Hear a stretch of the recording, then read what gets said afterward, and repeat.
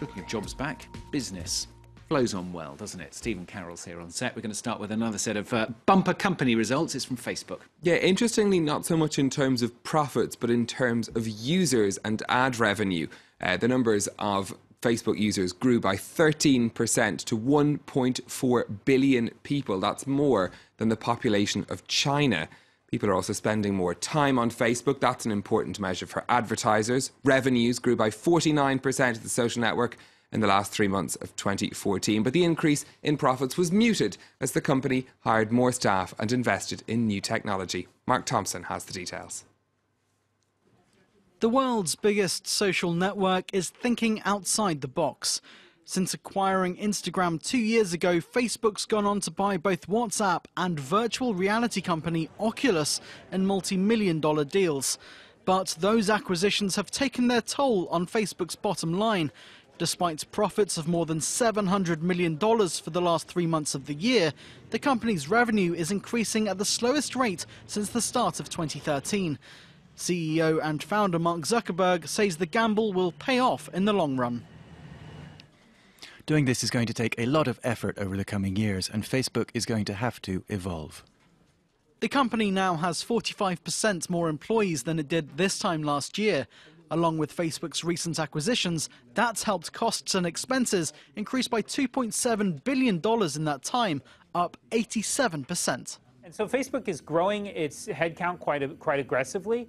They are doing a lot of acquisitions still. And so investors are still getting their kind of heads wrapped around this idea that this company is not going to just sit back, make money, return money to investors. Facebook's user base continues to grow, with 1.4 billion people now logging on around the world. More of them are using the network on their smartphones and for longer than ever before. Mobile advertising, once considered a weak spot for the company, now accounts for 69% of its total revenue. Greece next. Shares taking rather a battering on Wednesday after the country's new government was unveiled, didn't they? Yeah, that's right. The Greek banks among the worst affected. They saw some of the biggest falls since the start of this financial crisis. Deposits have been flowing out of Greek banks since before the elections. That's continued since Syriza's victory. This is how the four main banks in Greece finished the day on Wednesday, down, as you can see, massively, over 25%. That's partly because they're reliant on the European Central Bank for liquidity, and there are fears that if Greece's relationship with the European Union changes, that could affect that lifeline for those banks. Athens' stock market isn't open yet, so we don't have prices for today, but we'll be following that, of course, later in the day here.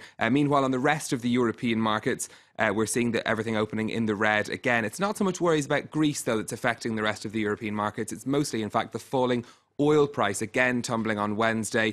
That's affecting, of course, oil and gas companies. They're trading down across Europe. Banks as well not doing too well either, with the exception of Deutsche Bank in Germany. It's opened up around 2% after the bank reported better than expected profits and lower than expected legal costs. Their shares, up around 2%. But the DAX in Frankfurt still trading down. Over in Asia, the price of oil again on a lot of investors' minds in trading in Asia today. Another sweep of falls across the Asian markets. In Japan, Nintendo closed down around 8% after announcing disappointing results for last year.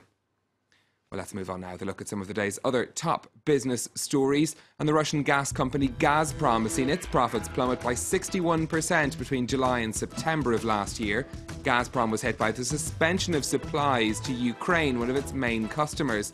The state-owned firm also saw revenues fall 6% and reported profits of $1.5 billion. Staying in Russia, the Danish brewer Carlsberg is to close 2 of its breweries in the country, cutting production capacity there by 15%. The move will cost the company more than $100 million. Carlsberg is the largest brewer in Russia, but has been hit by a regulatory clampdown on alcohol consumption. And Samsung has seen revenues amid smartphone business slump in the last 3 months of 2014. The South Korean giant said earnings from mobile plunged by 64% over the period. That's a sharp contrast to its rival Apple, which saw soaring sales of iPhones over the same period. And finally, from Stephen today, if you were watching yesterday, of course you were watching yesterday, weren't you? You watch every day, don't you? We were talking about Apple's record profits, but it's joined another exclusive club too, hasn't it? And this is the club of companies that have sold 1 billion of a certain device. So During the conference call with investors after those results, Apple's boss Tim Cook said that they had sold 1 billion iOS devices, that's iPhones and iPads combined. Now, the 1 billionth sale happened on the 22nd of November of last year. The item in question was an iPhone 6 Plus, and it was actually bought back by Apple. They've kept it in their headquarters in Cupertino, California. A pretty small club of items that have managed to pass that 1 billion mark, though. Other items included McDonald's hamburgers. That's many multiples of 1 billion, I can tell you. Elvis albums, Beatles Elvis records. album. Yeah. And Starbucks capsules for their home coffee machines. But it's quite a small list, so it's a big step for Apple. You'd think it would be bigger, actually, wouldn't you? Yeah, but 1 billion of the same item, that's the thing. Yeah, that's what makes it so big. All right, there you go. Stephen's going to see if he can find some others, perhaps, for a little bit later on in the programme.